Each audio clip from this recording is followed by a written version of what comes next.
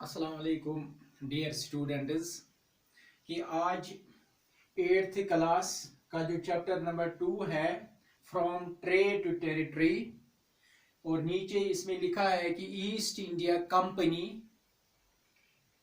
ने फिर एस्टैब्लिश किया power. East India company establish power. और इससे पहले हमने पढ़ा है इसमें एक दो लेक्चर्स और ये जो आज एक और लेक्चर है topic from trade to territory में जो टॉपिक है East India Company beginners trade in Bengal. और इससे पहले मैं आपको बताऊंगा फ्रॉम ट्रेड यानी कि ईस्ट इंडिया कंपनी जो है वो तिजारत के गर्ज से आए कहां टू टेरिटरी यानी कि इंडिया। और with the passage of time हमने पढ़ा औरंगजेब की डेथ कब हुई है, फिर उससे जो मुगल डायनास्टी का पावर वो कमजोर हो गया है, तो अलग अलग गवर्नर्स ने अलग अलग एरिया को फिर संभाला है, तो उसकी वजह से जो बंगाल का जो पावर है, जो मुगल डायनास्टी का पावर है, वो कम हो गया। और यहां फिर आहिस्ता आहिस्ता कंपनी ने फिर पावर को एस्टेब्लिश किया। और उसी में से हमें देखना है कि कंपनी ने सबसे पहले कहां से तिजारत करना स्टार्ट किया। और कंपनी ने ईस्ट इंडिया कंपनी ने सबसे पहले बंगाल से ट्रेड करना स्टार्ट किया। और बंगाल में एक जगह है जो banks of river Hooghly, Bengal में एक रिवर है और उस रिवर का नाम है रिवर हुगली।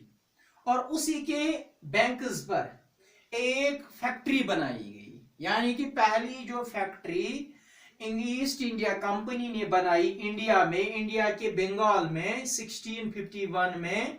तो उस फैक्ट्री का नाम या वो फैक्ट्री कहां बनाई गई, बैंक्स ऑफ रिवर हुगली।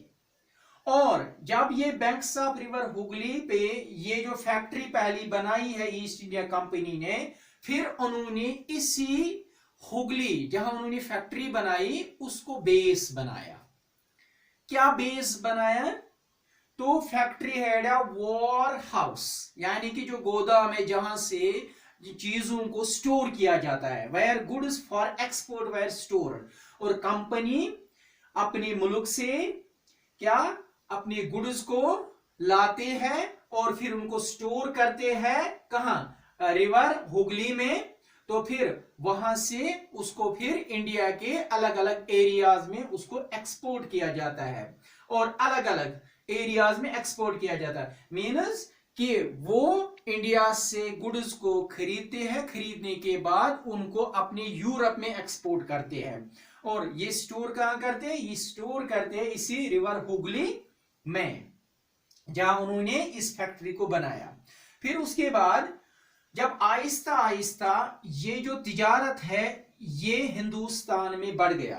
किनको ये बढ़ गया, ईस्ट इंडिया कंपनी का तिजारत हिंदुस्तान में बढ़ गया। तो बढ़ने से क्या हुआ, जो मर्चेंट्स एंड ट्रेडर्स वो आए टू कम एंड सेटल, वो आ गए और वो रहने लगे कहां, इसी फैक्ट्री के नजदीक। इस फैक्ट्री के नजदीक फिर बहुत सारे मर्चेंट्स आए और ट्रेडर्स आए और फिर वो यहां पर रहने लगे। उसके बाद कंपनी ने स्टार्ट किया और एक फोर्ट बनाया। कंपनी ने फिर एक फोर्ट को बनाया अराउंड द सेटलमेंट, इसी सेटलमेंट के आसपास का 1696 में। और उसके 2 साल बाद 2 इयर्स लेटर क्या हुआ कि कंपनी ने अब मुगल ऑफिशियल्स को रिश्वत देना स्टार्ट किया। क्यों, ताकि मुगल डायनास्टी के जो ऑफिशियल्स है वो कंपनी को क्या प्रोवाइड करे, वो कंपनी को जमींदारी राइट्स प्रोवाइड करे। और फिर मुगल ऑफिशियल्स ने 3 विलेजेस में इन ईस्ट इंडिया कंपनी को फिर ये जमींदारी का राइट दिया। और उसमें से एक विलेज है जिसका नाम है कालीकटा, लेकिन आज इसको हम बोलते हैं कलकत्ता। क्या बोलते हैं, कलकत्ता। और फिर आहिस्ता एक तो पहले कंपनी को जमींदारी राइट्स मिला उसके बाद एक फॉर्मेल ग्रांटिंग द कंपनी, फिर एक रॉयल ऑर्डर मिला कि उसमें क्या हुआ, राइट टू ट्रेड। अब आप तिजारत कर सकते हो टैक्स के बगैर, ड्यूटी फ्री, आपको कोई टैक्स नहीं देना है। किनको नहीं देना है? मुगल डायनास्टी को, जो हिंदुस्तान में उस वक्त रूल कर रहे थे। कंपनी को कोई भी टैक्स नहीं देना। कंपनी के ऑफिशियल्स जो काम करते हैं कंपनी के लिए, उनको कोई भी टैक्स नहीं देना है। खाली ये याद रखना है, सिर्फ कंपनी को ये राइट दिया गया कि आपको विदाउट टैक्स आपको यहां तिजारत करना है।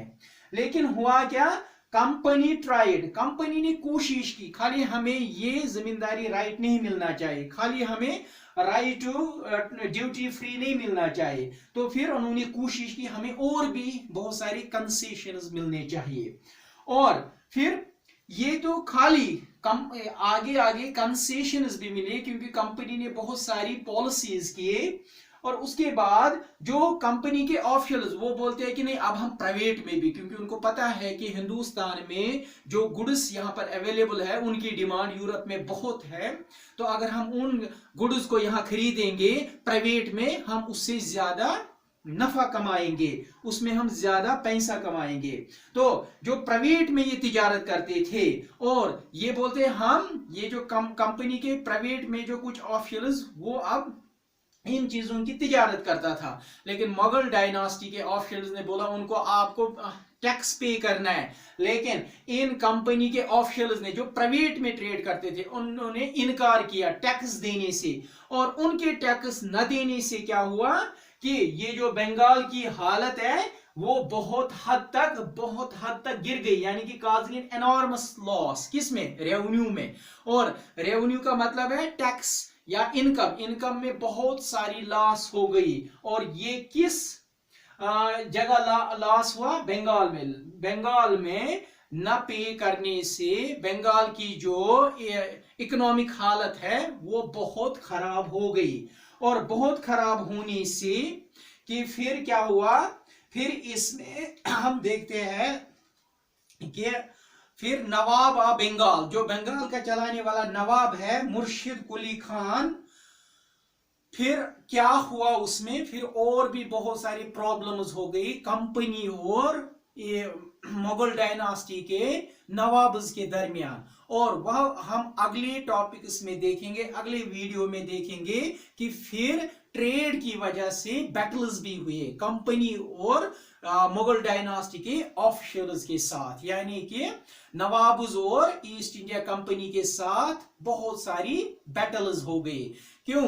क्योंकि ये चाहते थे हमें बहुत सारी कंसेशंस मिलने चाहिए, और कंसेशंस के साथ साथ कंपनी के जो मुलाजिम है वो प्राइवेट में भी बिजनेस करना चाहते हैं। लेकिन उससे बंगाल की हालत, इकोनॉमिक हालत बहुत खराब होती थी। और अब क्या हुआ, जब मुगल डायनास्टी के ऑफिशियल्स को पता चला, नवाब्स को पता चला, उन्होंने अब कंसेशन देने से इनकार किया। और जब ये इनकार करेंगे, वो वहां से इनकार न मानेंगे, तो इससे क्या होगा, इससे दोनों में टेंशन स्टार्ट होंगे। और वो जो टेंशन है और उन कॉन्फ्लिक्ट्स की वजह से अब बहुत सारी आगे हम देखेंगे बैटल्स हुए। और नेक्स्ट वीडियो में इंशाल्लाह हम उन बैटल्स के बारे में पढ़ेंगे। तब तक के लिए अल्लाह हाफिज।